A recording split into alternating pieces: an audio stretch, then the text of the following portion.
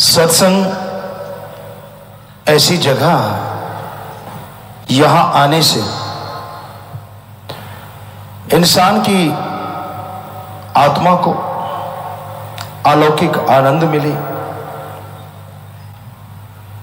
मन को रोकने के लिए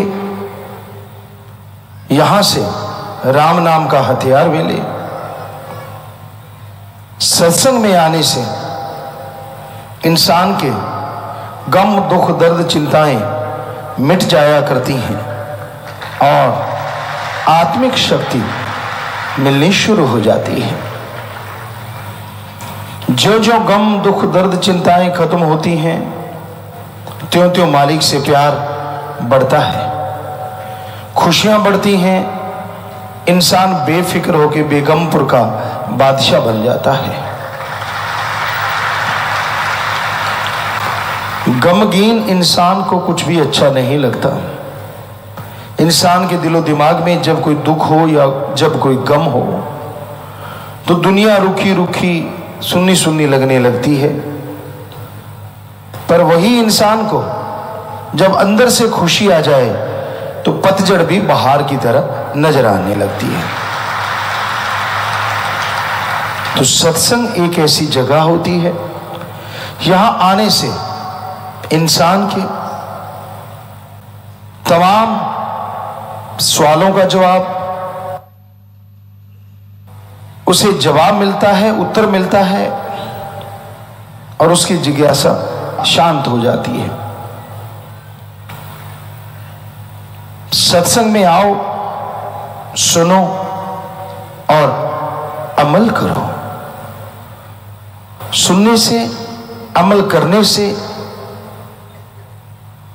जन्मों जन्मों के पाप कट जाते हैं।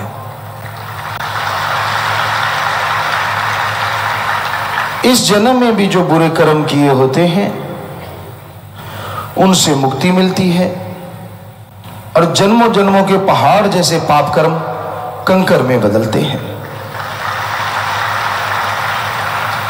संग का रंग लाजमी चढ़ता है। जैसा करो संग वैसा चढ़े रंग। ये 100% सच है। आप जुआरी का संग करो, पत्ते लगाते उसे देखते रहो, उसके बढ़ते हुए पैसे, उसकी बढ़ती हुई ताकत से आप बड़े खुश होते हैं। यार ये तो बड़ा काम आसान है, ऐसे ऐसे करो, पैसे दुगुने तिगुने 4 गुना कई गुना हो जाते हैं। या शराबी का, नशेड़ी का संग करो, वैसे ही दिलो दिमाग में विचार आने शुरू हो जाते हैं। तो संग चुगलखोर का करो तो चुगली करने की आदत पड़ती है। संग बुरे कर्म करने वाले का करो तो बुरे कर्मों की भावना दिलो दिमाग में छाई रहती है। तो इसलिए संग का रंग लाजमी चढ़ता है। संत पीर फकीर कहते हैं आप सत्संग करो ताकि परमपिता परमात्मा की बात सुनो, और भगवान की बात सुनने से आपके संचित कर्म कटते हैं, नए अच्छे कर्म करने की शक्ति मिलती है और उस परम पिता परमात्मा से प्यार मोहब्बत बढ़ता है। जिंदगी में अगर भगवान का प्यार हो, सदगुरु मौला राम का प्यार हो, हमें नहीं लगता किसी और नियामत की जरूरत पड़ती है। दृढ़ यकीन, सच्चा प्यार। दुनिया में लाखों लोग ताने मारे, लाखों लोग गलत बोले, पर उसका एक प्यार जिंदगी जीने के लिए और बहार जैसी जिंदगी जीने के लिए काफी है। कई बार आपको कहावत सुनाते हैं, तेनू यार नाल की, तेनू चोर नाल की, अपनी नवेड़ तेनू होर नाल की। कौन कैसा है उससे तूने क्या लेना है। तू ध्यान रख अपने सदगुरु मौला की तरफ, तू ध्यान रख उस परमपिता परमात्मा की तरफ। जब तेरा प्यार उससे बढ़ता जाएगा, जब तेरी मोहब्बत उससे बढ़ती जाएगी, तो दुनिया की कही गई बातें आपको बुरी नहीं लगेंगी, उनकी चुभन महसूस नहीं होगी। दुनिया बहुरंगी है, ये किसी से भी खुश नहीं होती। कोई ना कोई ताना, कोई ना कोई टोंट कस ही देते हैं।